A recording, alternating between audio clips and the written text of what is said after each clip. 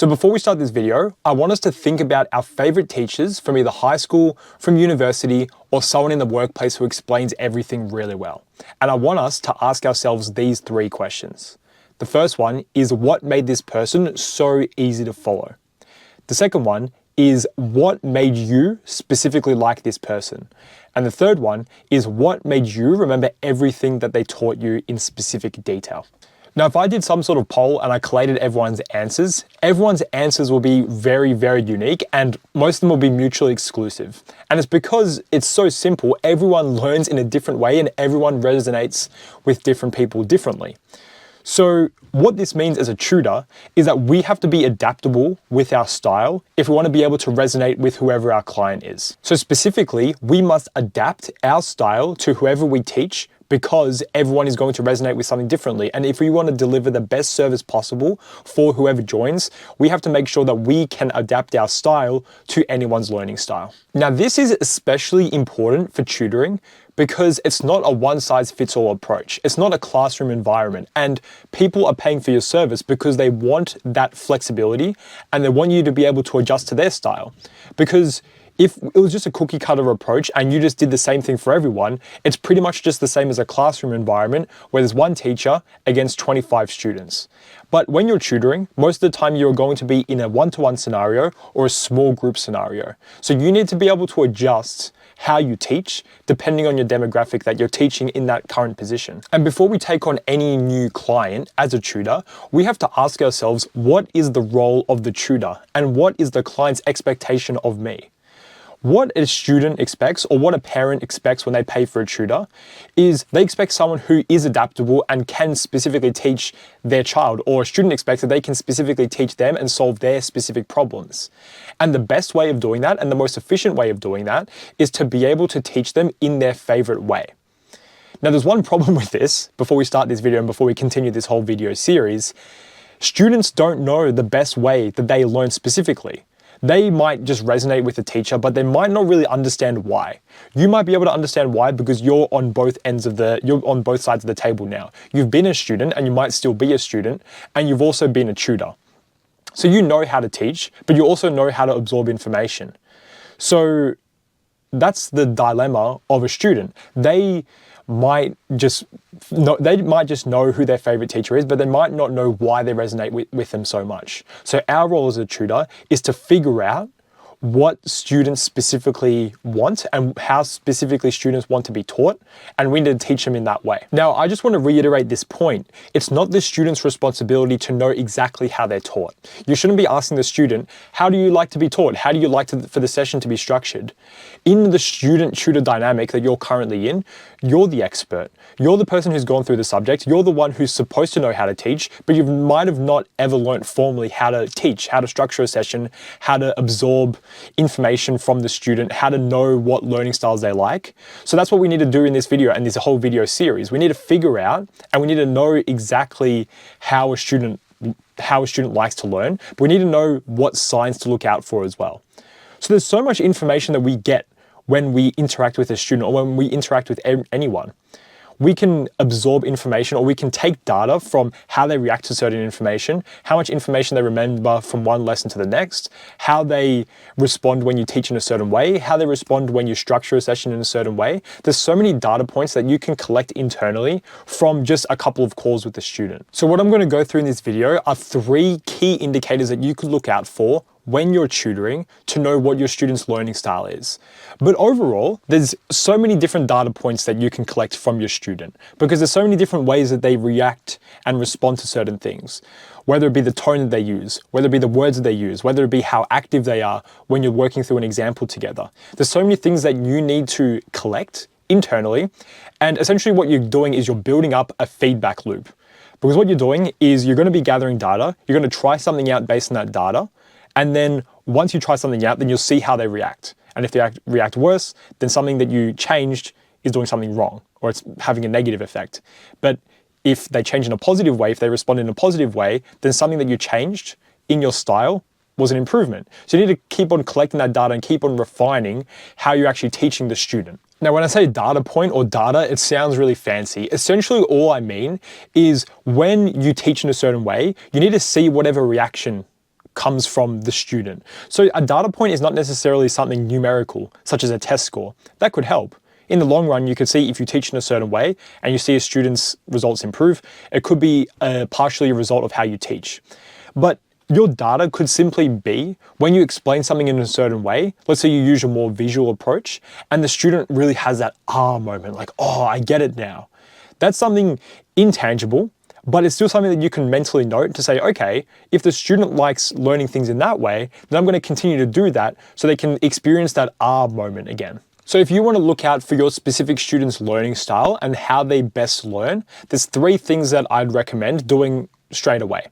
Now, there's so many other things that you can learn that we're going to talk about in the full video series, but these are 3 things that you could do as soon as next lesson to figure out how your student best resonates with you. And the first one is simply by teaching things in different ways and seeing how they respond to it. So that sounds really vague, but I'm just going to explain it really quickly. So you could explain something in a more logical way. But you could use a flow of logic to get to a certain conclusion. So you could start from a certain fundamental basis, and you could say, okay, from here you go to here, from here you go to here, and then you get to your final answer, you get to your final formula or something like that. So they could be a more logical person like that, and they might respond in a certain way. They might really click with that and say, oh, that makes so much sense now. Or they could be more of a visual learner, where you can draw out that same flow of logic, or you can draw out some sort of pattern, or you can brainstorm in a more visual way, and they might click with that a lot better. And they might click with an analogy that you use when you're explaining something as well. Or there might be a student who's more active, more of an active learner, and they only learn it once they actually go through the process. Let's say if they're trying to use a formula, the only time that they get it is when they actually start to use it. Now, I'll be honest, if you want to be a really good teacher, you have to incorporate all these methods really well, and you have to know when to use them. But the reason why I mention this as the first point is that some students will be more inclined towards one method. So if, for example, I have one student and he is really an active learner. Like the only way that he really understands something in its rich detail is by just trying it straight away. So I just streamline everything else. I just say, okay, this is the formula. This is where it comes from. You can look at this in your own time if you really want to, but this is the formula and this is how you use it. And then straight away we jump into an example. So you could still get to the same result if I could still get to the same result if I did another method and then I got him on an example. But the reason why we should be attentive to how a student learns is because we can skip all the unnecessary stuff, we can save them time, and we can save us time as well. So let's say we have a 60-minute session, right? And I spend 20 minutes on the visual approach, I spend 20 minutes on the logic approach, and I spend 20 minutes with examples. At the end of the session, he's done a 20-minute example, which covers most of his learning, because that's the best way that he learns. But let's say if I just spent the first 20 minutes going through an example and just quickly brushing over the formula and quickly brushing over the logic, then he's going to get the same out of it at the end of the session. But we've done it in 20 minutes instead of 60 minutes. So it's not only about your time, it's about the student's time as well. And that's when a productive tutor can really be beneficial to students. And we have to think about what we actually want the students to get out of this. Do they want to be taught everything, but in a slow manner? Or do they want to be taught everything in a streamlined way where you can spend more time doing more important things so you can go to the next topic with the next part of the session? And then you could go to more harder examples with the next part of the session. By teaching in a more streamlined way and understanding how the student learns, you could save them time, you could save yourself time, and you could just move on to bigger and better things. Now, this is really important. How they react might not necessarily be what they say, and I actually wouldn't trust what a student says. Because I swear every time I explain a concept, even if a student doesn't understand it, they say, yeah, I get it. Yeah, I understand it. Yeah, I can do this. And then when we go to an example, they have no idea what to do. Because students just want to get out of the pain. They don't want to be stuck in that learning process if you're not a good teacher. And they might simply just think that they understand it or they don't, or they're simply just lying about it. Either way, we need more foolproof methods of figuring out if a student not only understands content, but also resonates with that specific learning style as well. It could be from their tone of how they reply to you. Because I've worked with students a long period of time and I've taught in different contexts, I understand when a student gives me just a yes and it's an insecure yes, but they don't actually get it, versus a really firm yes a convicted yes, and they genuinely understand what I've actually explained. And the best way to just test that, if you don't know, is go through an example. And you'll eventually learn for specific students how they respond to certain things. There'll be some students who are a bit more shy, and they don't really want to say if they don't understand it. So you have to fish it out for them. Again, just as a reminder, you're the expert in this dynamic. You're the authority figure in this dynamic. Not to say that you just say how everything goes, not as that type of authority, but you're the person who's gone through learning this stuff before. You've taught other people as well. So you have the ability to just say, hey, let's just go through an example just to confirm our knowledge. And if they don't get it, then you have to teach it again, and you have to teach it in a different way that actually resonates with them. Now, by the way, there's just so many things that I'm skipping over right now because I know I haven't really taught you guys exactly how to teach yet, but that's what the rest of the video series is for. If you feel as if there's gaps in this, feel free to comment down below what you actually want to hear, and I'll add that to the next video in the video series because I'm just making it as I go as well. So the first thing we talked about is the response to different types of teaching, whether it be through a flow of logic, whether it be through analogies and visuals, whether it be through learning as an active learner, through examples. We've covered that as the first point and seeing their response from that. The second thing that you can look out for is the types of questions that they ask, because some students ask some questions more than others, or some types of questions more than others. Like a really common question that I get asked from usually more high achieving students is why. They want to understand why things are the way that they are. They don't want to just accept formulas. If we're talking about maths, they don't just want to accept formulas. They want to understand why the formulas are the way that they are. Where did they come from? Some students might be more so about the how. They want to know how this works. They just want to see how it's actually implemented in questions, or how it might be hidden in certain application problems. There could also be someone who is a can you show me type of person. They want to see an example visually laid out. So these are the questions that you have to look out for, and you have to look out for the specific phrasing, because some students would prefer things done in a certain way over others, and you need to look out for that because students will resonate with one over another. And again, what does it come back to? They'll eventually learn everything if you go through the content thoroughly and you teach it well, but we can streamline that process and you could save time to do other things as well if you teach them in a productive way that actually suits their learning style. The third key piece of data that you can look out for is when students remember things, but also when students lose focus.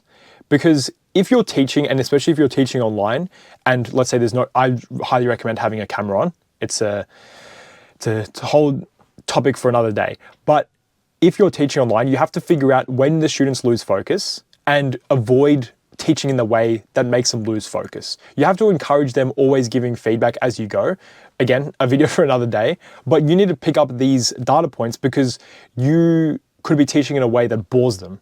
So it's not necessarily their fault. It's not necessarily that they have a low attention span. It could be that, but it also could be the fact that you're not teaching them in the way that they resonate with. So we want to always be teaching in that way because we want them to pay attention. We want them to learn things. We want them to absorb information, and we want them ultimately to be able to score well because that's what they're paying you for. But if you just want a tangible tip, just at the start of the next lesson, just do a quick test, do a quick refresher of what you did in the previous session. Go through a couple of examples, and you can recall back on how you taught in that instance in the previous session, test it in the next session, and then you can see what worked and what didn't. If they remembered some things and they didn't remember another, recall back to how you actually taught that and see if it actually aligns with what you thought previously. Let's say if you thought they were more of a visual learner and you realize that they didn't actually recall something, then they might not be a visual learner, and you might have to teach that concept in an alternative way to help them actually remember it. Now, again, just to round all of this off, you have to remind yourself that you're the tutor,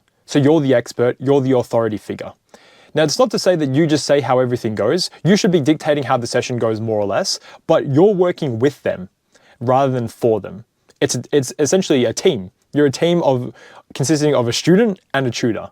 You're not just working for them. You're not just regurgitating information that they can learn in class. You need to be adjusting what you do to suit them.